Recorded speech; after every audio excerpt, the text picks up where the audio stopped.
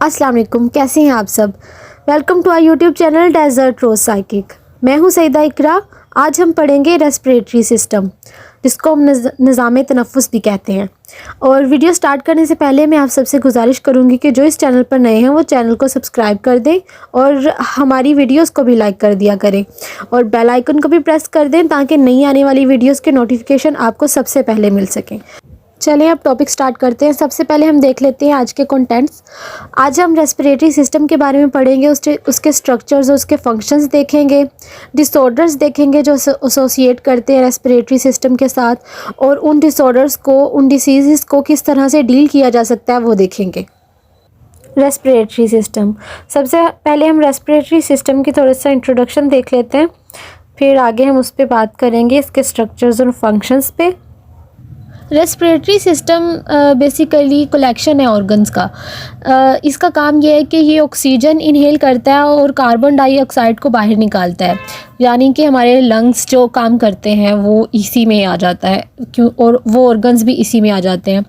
और इसमें जो है बहुत सारे ऑर्गन्स प्रेजेंट होते हैं और उन तमाम सेल्स भी बहुत सारे प्रेजेंट होते हैं, और उन तमाम सेल्स को एनर्जी की ज़रूरत होती है। और वो एनर्जी कहाँ से आएगी? ज़ाहिर है वो एनर्जी ऑक्सीजन से आएगी। जब ऑक्सीजन इनहेल करेंगे हमारा रेस्पिरेटरी सिस्टम, हमारे लंग्स, तो फिर वो उन सेल्स को एनर्जी प्रोवाइड करेगा। रेस्पिरेटरी सिस्टम का जो रेट है वो 12 to 6 ब्रीथ्स होती हैं पर मिनट इन एडल्ट्स। इसमें जो मुख्तलिफ़ किस्म के जो ऑर्गन्स आ जाते हैं उसमें नाक है, मुंह है, गला है, वॉइस बॉक्स, विंड पाइप और लंग्स, जैसे मैंने पहले ही बताया हमारे फेफड़े भी शामिल हैं। जो हवा है वो नाक या मुंह के ज़रिए हमारे रेस्पिरेटरी सिस्टम तक दाखिल होती है, और अगर ये जो हमारे नाक का जो ज़रिया है हवा अंदर ले जाने का, ये ठीक से काम ना करे तो हवा मरतूब भी हो जाती है, गर्म या मरतूब भी हो जाती है। ये इसमें जो ब्लड जो है वो भी एक इम्पोर्टेंट करैक्टर प्ले करता है। ब्लड जो है वो ऑक्सीजन को लंग्स से टिश्यूज़ तक ले जाता है और कार्बन डाइऑक्साइड को टिश्यूज़ से लंग्स तक ले जाता है, यानी कि ये ब्लड जो है ट्रांसपोर्ट का काम करता है हमारे लंग्स से टिश्यूज़ और टिश्यूज़ से लंग्स तक। आगे इसका स्ट्रक्चर, उसके कुछ फंक्शंस पे बात कर लेते हैं। बेसिकली जो हमारा रेस्पिरेटरी सिस्टम है ये 2 ट्रैक्स होते हैं, इसके अपर रेस्पिरेटरी ट्रैक और लोअर रेस्पिरेटरी ट्रैक। जो अपर ट्रैक है उसमें वो स्टार्ट होता है हमारे नोज़ से, यानी जैसे मैंने पीछे भी बात की कि हम नाक के ज़रिए, मुंह के ज़रिए ऑक्सीजन इनहेल करते हैं। तो सबसे पहला जो रेस्पिरेटरी ट्रैक है वो स्टार्ट होता है हमारे नोज़ से, फिर वो हमारी फेरिम्स तक लेके आता है उसको, और फिर लैरिम्स तक जाता है। जो लैरिम्स हैं वो वॉइस बॉक्सेस, जैसे मैंने पीछे बताया कि वॉइस बॉक्सेस भी इसका पार्ट है, वो लैरिम्स में आ जाता है। लैरिम्स जो हैं ये हमारे गले के पास होते हैं। ये जो नाक के ज़रिए नीचे को जो फेफड़ों तक, लंग्स तक हमारे जो हवा लेके जाने वाला रास्ता है ना, नोज़ से स्टार्ट होता है, फिर फेरिम्स है, फिर लैरिम्स है। ये हमारा अपर रेस्पिरेटरी ट्रैक ख़त्म हो जाता है यहाँ पे। फिर हमारा स्टार्ट होता है lower respiratory tract. Lower respiratory tract जो है वो स्टार्ट होता है ट्रैकिया से। ट्रैकिया को हम लॉन्ग विंड पाइप भी कहते हैं। लॉन्ग विंड पाइप जो है ये आगे, जो मतलब ट्रैकिया जो है ये आगे डिवाइड हो जाता है राइट और लेफ़्ट ब्रोंकस में, और ये जो राइट और लेफ़्ट ब्रोंकस होते हैं ये एंड होते हैं एल्वियोलाई पे। इन एल्वियोलाइज को एयर सेंसेस भी कहा जाता है। ये गैस एक्सचेंज करने का काम करते हैं, यहाँ पे गैस एक्सचेंज होता है। और ये जो है ना ये ईच लंग्स के पार्ट होते हैं, मतलब दोनों लंग्स के पार्ट होते हैं। आगे आर्टरी जो है ये रेस्पिरेटरी ब्रोंकाइज है, और ये जो है ना इसका काम जो है ये निज़ाम तनफ़ुस का इसको बोला जाता है। ये ऑर्गन्स और टिश्यूज़ का नेटवर्क होता है जो कि सांस लेने में मदद करता है। वो मसल्स हमारी बॉडी के जो कि हमारे लंग्स को ताकत देते हैं वो भी रेस्पिरेटरी सिस्टम का ही हिस्सा होते हैं, और इनके जो दूसरे पार्ट्स हैं ये पूरे जिस्म के में ऑक्सीजन मुंतकिल करते हैं, हमारी पूरी बॉडी में ऑक्सीजन को ट्रांसफ़र करते हैं, और कार्बन डाइऑक्साइड के जो वेस्ट गैसेस होती हैं उनको साफ़ करने का काम करते हैं। और ये सारे सिस्टम जो है ना ये आपस में मिल के काम करता है। कि मैंने एग्जांपल के तौर पे पिक्चर्स ऐड की हैं जिसमें लैरिंग्स आपको दिखाया गया कि किस जगह पे हैं, उसके बाद ट्रैकिया दिखाया गया है, उसके बाद ब्रोंकाइज दिखाई गई हैं आपको कि किस जगह पे आर्टरी, वेन्स और कैपिलरीज सब कुछ आपको यहाँ पे मतलब पिक्चर्स में वाज़िया पता चल रहा है। जैसे कि मैंने आपको पहले बताया था कि लैरिंग्स जो होती हैं ये वॉइस बॉक्सेस कहा जाता है इनको। उसके बाद जो ट्रैकिया होते हैं आपको जैसे दिखाया गया है बिल्कुल दरमियान में जो लंबी सी लाइन है, जैसे मैंने पीछे बोला था लॉन्ग विंड पाइप कहा जाता है इसको। आगे ब्रोंकाइज हैं, ये एल्वोलाई के पार्ट्स हैं और ये यहाँ पे हमारा सेकंड जो लोअर रेस्पिरेटरी ट्रैक है वो ख़त्म हो जाता है।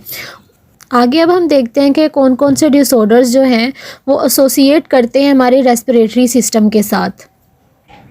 रेस्पिरेटरी सिस्टम डिसीज़ या डिसऑर्डर्स जिनमें कि हमारी सांस की बीमारियां जाती हैं, जैसे कि asthma, chronic obstructive pulmonary disease जिसको COPD भी बोलते हैं। इसके बाद आ जाता है हमारी pulmonary fibrosis, pneumonia and lung cancer. ज़ाहिर है कि जब हमारे लंग्स के ऊपर कोई इफ़ेक्ट होगा, कैंसर होगा या कोई और इफ़ेक्ट होगा तो हमारा ब्रीथिंग सिस्टम ख़राब होगा, हमारा रिस्पिरेटरी सिस्टम ख़राब होगा। इनको लंग्स डिसऑर्डर्स या पल्मोनरी डिसीज़ भी कहा जाता है। ये वो डिसऑर्डर्स या डिसीज़ हैं जो कि हमारे रेस्पिरेटरी सिस्टम के साथ एसोसिएट होती हैं, यानी कि हमारे रेस्पिरेटरी सिस्टम के ऊपर कोई इफ़ेक्ट होता है तो उसकी वजह से ये डिसीज़ हो सकती हैं। आगे अब हम देखते हैं कि हम इन डिसऑर्डर्स या डिसीज़ को डील कैसे कर सकते हैं, उनका ट्रीटमेंट कैसे कर सकते हैं। डीलिंग विद रेस्पिरेटरी डिसऑर्डर, बहुत से लोग ऐसे होते हैं, जैसे कि मैंने पीछे भी जिक्र किया, जो जब डिसऑर्डर्स की बात हो रही थी तो वहाँ COPD के नाम से एक डिसऑर्डर बताया था, क्रोनिक ऑब्स्ट्रक्टिव पल्मोनरी डिसीज़। ये डिसीज़ जो है ना माइल्ड फॉर्म है बहुत, लेकिन इसको रोका जा सकता है अगर कोई इंसान जो कि स्मोकिंग कर रहा है या फिर इस तरह की कोई चीज़ जो कि तंबाकू नोशी वगैरह का इनहेल कर रहा है, इस तरह की कोई चीज़, तो अगर वो उसका कम इस्तेमाल कर दे या इसको बिल्कुल तर्क कर दे तो उससे भी बहुत इफ़ेक्ट पड़ता है।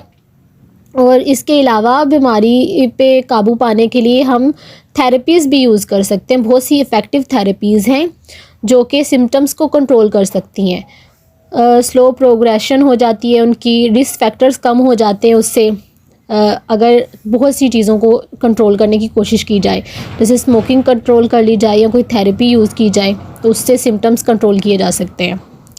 रिस्क ऑफ कॉम्प्लिकेशंस को रिड्यूस किया जा सकता है and also improve your ability to lead an active life.